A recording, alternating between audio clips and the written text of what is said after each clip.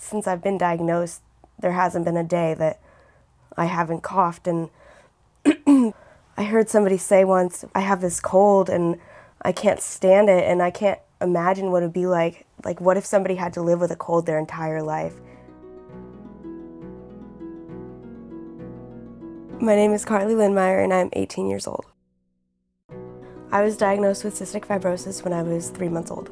Cystic fibrosis is a genetic disease, meaning I was born with it. It's in my DNA, that causes more mucus to be produced in my body, and it builds up throughout my organs. It just makes most of my organs not work as fully as they could, and the worst is in my pancreas and in my lungs, which is kind of why I have that raspy voice. I always have an infection in my lungs. It's not just like, oh, she has an infection, she has to take more medicine. No, it's the reason I take medicine is to keep this infection at bay. The main therapy I do for my lungs is my breathing treatments. You put the medicine in the cup and attach it to the oxygen, and then it makes the liquid medicine into air that I can inhale. The medicine coats the mucus in my lungs and breaks it down or loosens it up so I can get it out. I also do put on this vest, and it fills up with air and shakes, and that helps get the mucus out also. Every day I take a handful of pills. I take several pills every time I eat, several pills in the morning, several pills at night, and then extra pills if I'm not feeling well or have an infection. I have a lot of friends with cystic fibrosis who are my age and older and younger, and we're all just one huge family, and it's great. But what a lot of people don't know is that we can't even be around each other. The reason we can't be near each other is because of cross-infection issues, and whenever we try to interact and talk and just be near each other can allow the bacteria that we have in our body to be exchanged to them and vice versa.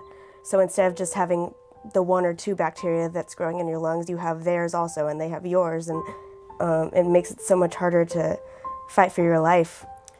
The typical guideline is you have to stay at least 6 feet or 8 feet away from them. And it's probably the most,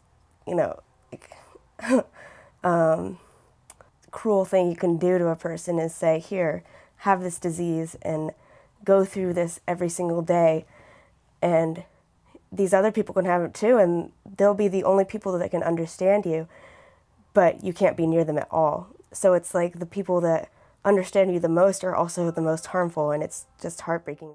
So there's a lot of social media sites dedicated to cystic fibrosis, which is really nice, especially if you have a question, or say like, are you guys going through this? Oh yeah, we know what that is. Or have you guys heard of this med, So that's really nice. The CF community is such a great support group, and because it's just so hard to talk to. Of course, like your friends in real life are always there for you, but it's so hard to try to make them relate to you and give you comfort when they don't. They can try as hard as they can, but they truly don't know what you're going through. And so I've made a lot of friends online and through Facebook and just through social networking sites. Back in 2005, I think, scientists and doctors in Australia found that their patients who surfed more often were overall healthier than the CF patients that didn't surf. Back when I was in 7th grade, I started surfing, and I'm by all means not an amazing surfer, but it's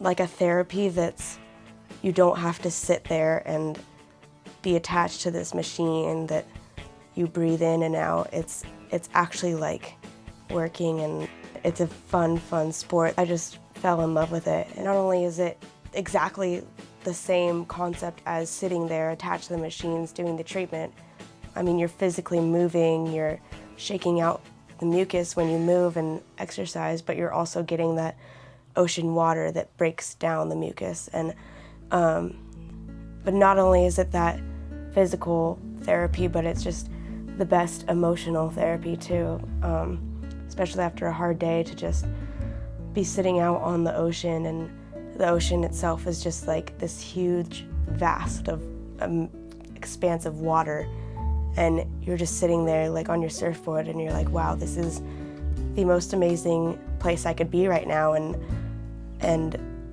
it's okay that I have to deal with this, because I'm not the only person on this earth that is going through this, and it's just great emotional therapy and even better physical therapy. Another thing that a lot of people don't know about cystic fibrosis is it's a progressive disease, which means it gets worse every year. As a child, I had to do my breathing treatments and I had to take some pills, but around age 10, I started testing my blood sugar, and then all of a sudden, a few years later, I had full-blown diabetes, and I never had many sinus issues until a few years ago, and now I have to get sinus surgery every few years. As I grow older, I have been in the hospital more often. In 8th grade, I was hospitalized once, and in 9th grade, I was hospitalized maybe once or twice. 10th grade, once or twice also, but this past year it's been, a few times, and it just becomes more and more every year, and that's exhausting. There was a time last year, we always talk about like, oh, the rebellious teen years, going off and doing bad things, and I guess my rebellious teen years were through CF, and there was a point where I just didn't want to take my medications and strayed off, and I put my friends and my school first and my health second, and that was a mistake, because it's just like a domino effect. It's like health starts, and if health gets knocked over, then everything gets affected by it. Because of that, I was sick for a few weeks. I had to miss out on my entire winter break, which I guess really taught me my lesson, because since then I've been so on top of my medications, and I'll stray off a little bit and then just know I need to stay, and I need to do my daily routine every day, and because I know that I'll feel my best that way, physically and emotionally. My favorite way to forget about the hardships of cystic fibrosis is just to live normally, I guess.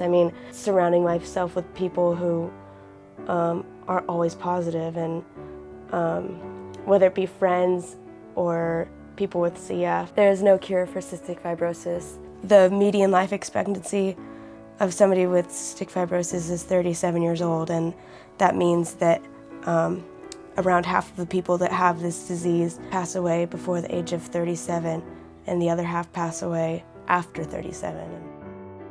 If I could say one thing to cystic fibrosis, if it were a person, sorry, I was gonna say go yourself. I don't even know if I'd have the words to say, and for one, I'd be angry, and saying like, how could you do this to me, and how could you do this to my friends, and all that stuff. But then at the same time, I'd be like, well, thank you for teaching me all those life lessons. If the cure was found, the first thing I would do is, well, obviously take the cure so that I am cured. And then the second thing I would do is probably give one of my closest girlfriends a hug, and well, there's two of them. Her name is Shannon, and she's like an older sister to me, and then Taylor, who's like a younger sister to me, and I'd probably just give them the hugest hugs, because it's like just we would celebrate together basically, and we'd be able to be around each other. And the idea that there will be a cure in my lifetime is just, there's no words to describe how I feel, because I can't even comprehend it. And because I've been living with this disease for so long, it's like I don't even know how I'm going to live without it, and not in a endearing kind of way, but just in a like, wow, that's just crazy to even think that that's possible in my lifetime.